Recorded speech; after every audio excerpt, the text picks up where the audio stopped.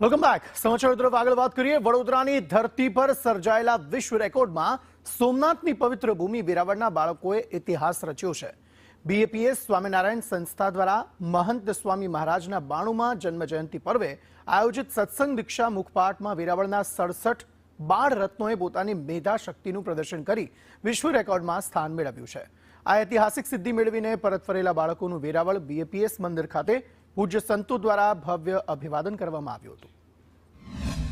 15,000 થી વધુ બાળકોએ મુખપાઠનો લાભ લીધો અને એ ખાતે વિશ્વ રેકોર્ડ જે સ્થાપન થયો અને એમાંના જે બાળકો બધા એ અહીંયા વેરાવળ ગીર સોમનાથમાં 15 જેટલા બાળકોએ આ પ્રાપ્ત કર્યો છે.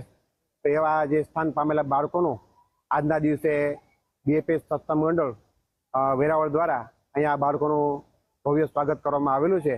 મહંસા મહારાજના જન્મ જયંતિ મહોત્સવમાં ગઈ હતી, ત્યાંથી મને ઇનામ મળ્યું અને વેરાવળ ખાતે મારા સહપરિવારનું અભિવાદન થયું અને મને ગિનીસ બુક ઓફ વર્લ્ડ રેકોર્ડમાં